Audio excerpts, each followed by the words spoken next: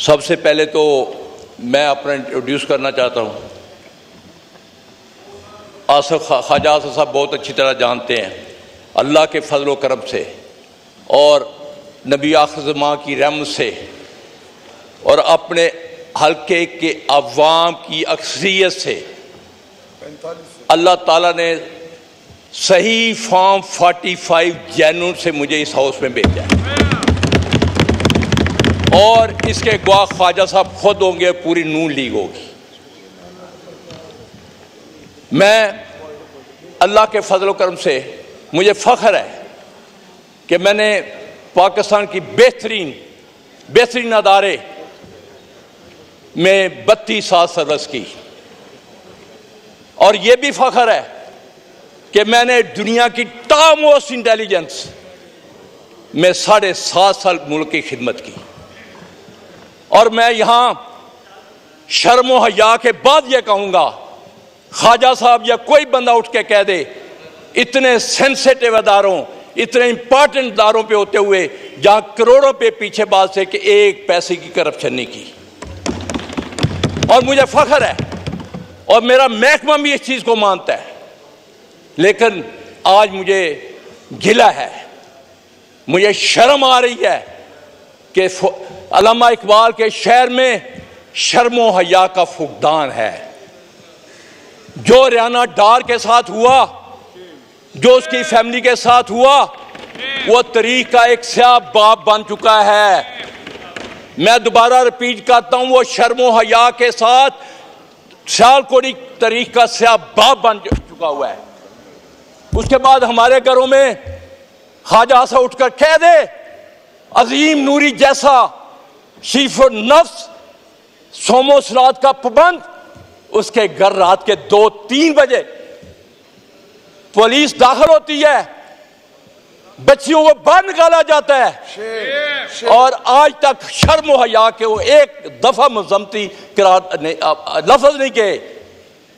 जबकि मैंने ख्वाजा साहब खड़े होकर कह दें कि इनके लिए आवाज उठाई थी कि नहीं। आज मुझे तकलीफ है, मुझे मेरे महकमे ने जिसकी मैंने खिदमत की, मुझे भी 5 दिन अगवा किया गया। मैं ऊपर अल्लाह के नाम लिखे हुए हैं, झूठे पे अल्लाह ने लानत भेजी हुई है।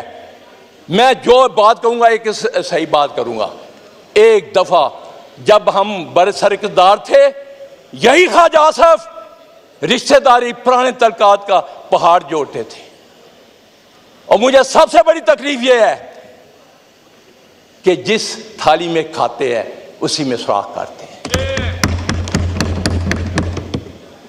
खुदारा मुझे इस अवाम में मैं इसकी बेतुकीनी देखकर, मुझे कम से कम पहली दफा मैं आया हूं, एक शौक से आया था क्योंकि मैं इससे पहले स्पीकर, डिप्टी स्पीकर साहब, नैब पिशावर रेज की, 2.5 साल नैब में रहा, KPK के लोग यहां बैठे हुए हैं और बड़े बड़े लोगों को पकड़ा, क्योंकि मेरा ईमान है कि पानी हमेशा ऊपर से नीचे आता है, करप्शन ऊपर से शुरू होती है। मेरे सबसे बड़े पहले 3 चीफ मिनिस्टर, चीफ सेक्रेटरी साहब का, और वहां गाड़ियां चलनी बंद हो गई थी। उसके बाद कि एंटी करप्शन पंजाब को मैंने रीवैम्प किया, जिसकी तारीफ इनके MNA, अभी यहां एक वजीर साहब नहीं बैठे हुए, उन्होंने शहबाज शरीफ को जाकर कहा कि ऐसे बंदों को मत निकालो जो करप्शन के खिलाफ जिहाद कर रहे हैं। हम गुलाम नहीं हैं, हक सच बोलने वाले हैं। ये बजट पे तकरीर मैं करना चाहता हूं, लेकिन मैं आपको बताना चाहता हूं ये बजट स्वाय एक अदादो शुमार का गोरखपन के अलावा कुछ नहीं है। मैं कौन सा फील्ड लूं किसानों के साथ जो हुआ? ख्वाजा साहब ने एक दफा आवाज नहीं उठाई, मैंने इस हाउस पे कहा और आज भी कह रहा हूं, जिन लोगों ने गंदम बाहर से मंगवाई जिसकी क्वालिटी भी खाने के काबिल नहीं थी, क्यों नहीं आज तक उनको यहां खड़ा किया गया, उनके खिलाफ इंक्वायरी नहीं हुई। एक सेठी को चंद बंदों को सजा देकर सस्पेंड करके कहते इंक्वायरी हो गई। मैं स्पीकर साहब इस हाउस में आईपीपी जो हमारी हड्डियां निचोड़ गया है, जो गरीबों का खून निचोड़ गया है, क्या स्पीकर साहब आपकी तवज्जो 2 मिनट चाहता हूं। डिप्टी स्पीकर साहब, डिप्टी स्पीकर साहब, मैं बैठ जाऊं?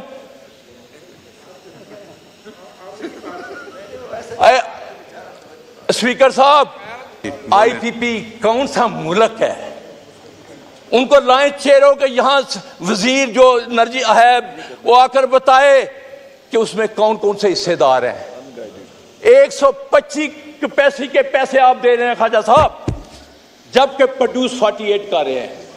जब वो कोई इंक्वायरी होगी तो उनमें 3 फैमिली आएंगी जो बरसरकदार हैं। गरीब का खून चूसा जा रहा है। ख्वाजा साहब, मैं कल भी 2 दिन हल्के में था, लोग दुआएं बद दुआएं दे रहे हैं इस हुकूमत को। हम यहां सिर्फ मुराद लेने के लिए बैठे हैं, उनकी कोई आवाज नहीं उठाता। जो ज़राअत का हाल किया इन्होंने, अभी तक लोगों की जो गंदम है खराब हो रही है। आड़ती से पैसे किसान लेकर अगली फसल बोता है, वो आड़ती उसको 20-21 रुपए से खरीद रहा है कि उसने अपने पैसे अगले मुंजी लगानी है।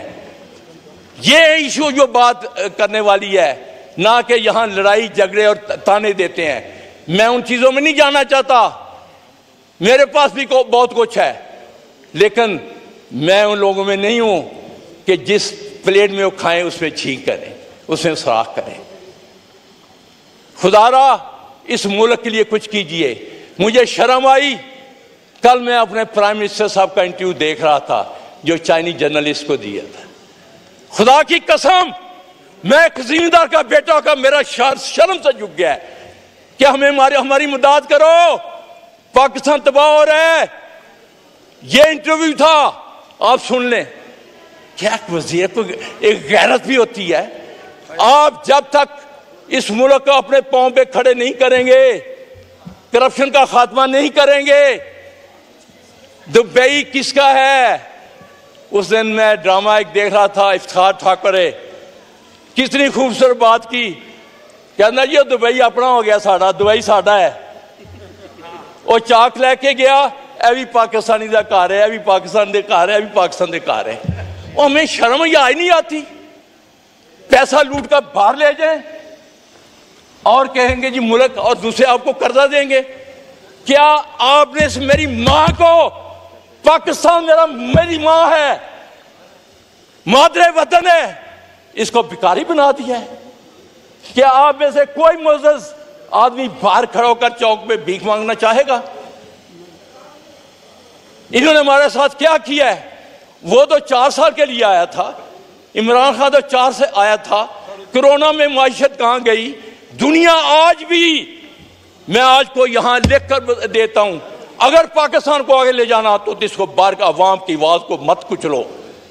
अवाम ने मैंडेट दिया है, खड़े होकर अपने, मैं नहीं कहता कि ये झूठे कुरान उठाएं, क्या ये जीत के आए हुए हैं? फॉर्म 47 की पैदावार है, और फॉर्म 47 वाले कैसे मुल्क को आगे ले जा सकते हैं? कैसे? इन पे कौन यकीन करेगा? हमें हक और सच का साथ देना होगा। मैं आखिर में 3 तजवीज़ें रखना चाहता हूं। खुदारा इस मुल्क के लिए सोचे।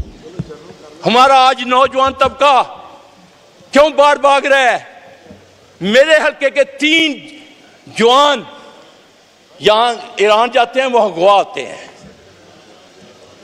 उनके हाथ काटकर रैंसम मांगते हैं 80-80 लाख रुपया। वो बेचारे क्या करें? यहां रोजगार नहीं है, यहां उनके लूट मार करके हमारे लीडर पैसा बाहर ले गए हुए हैं। और कोई शर्म या नहीं है।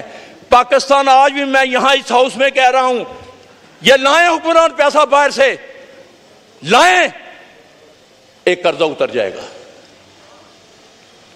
और स्पीकर साहब, जब तक हम अपना दुश्मन जिसको इंडिया कहते हैं उसके लोग लूट मार कर बाहर पैसा नहीं ले जाते, वो इलेक्शन नहीं लड़ सकते, लिख कर देना पड़ता है। हमारे लीडर फख्र महसूस करते हैं, अपना पैसा लाते नहीं है, भीख मांगते हैं दूसरों से। और कहां तक यार ये मुल्क, कोई बेकारी की भी होती है, कर्ज खा के कोई कर्ज वाला कर्ज लेकर घर चलते हैं। नौजवानों को सर, स्पीकर साहब, मैट्रिक तक कम से कम हुनर, कोई स्पेशलाइजेशन, उसको अच्छे स्पेसिफिक ट्रेनिंग दें, उसको हुनर सिखाएं, कम से कम वो ग्रेजुएशन करके नौकरी के लिए दरबदर ना हो, कोई काम तो करे।